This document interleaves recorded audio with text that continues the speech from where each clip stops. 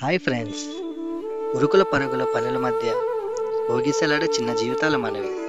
కాస్త ఉపశమనం కోసం పండక్కి అలా ఊరికి వెళ్ళొద్దాం రండి. Welcome to my village.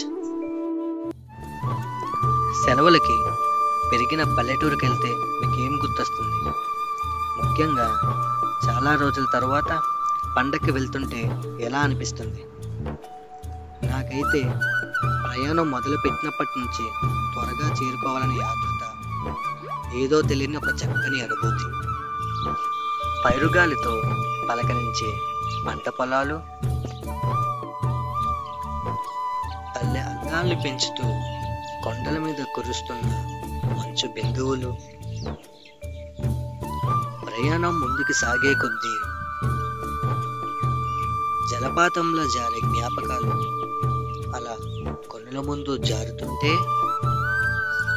మీ అందరికీ ఇలాంటి ఫీలింగ్ ఖచ్చితంగా ఉండే ఉంటుంది. Some emotions can't express but we can feel. పట్నంలో అక్కర్లేని ఆర్టిఫిషియల్ పలకరింపులు, అర్థం లేని వ్యర్థ ఆరాటాలు, ఆనందాన్ని వెతుక్కొని కొనుక్కుంటూ ఎన్నో అలజడుల కెరటాల మధ్య మునగక ఒడ్డు చేరక భోగిసలాడే ప్రాణం.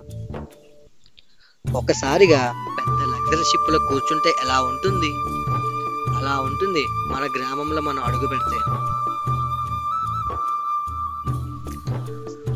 ఆప్యాయంగా పలకరించే అయిన వాళ్ళు, సరదాలు పంచే చిన్ననాటి స్నేహితులు, నోరూరించే పిండి వంటకాలు, వద్దు అని అనే వరకు వడ్డిస్తుంటే పడే ఇష్టమైన ఇబ్బందులు,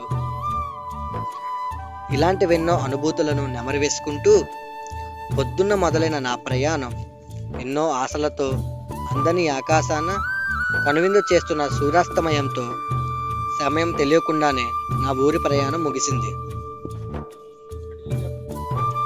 ఇక పండక్కి నెక్స్ట్ వీడియోలో కలుద్దాం. Please like, share and subscribe. Thanks for watching.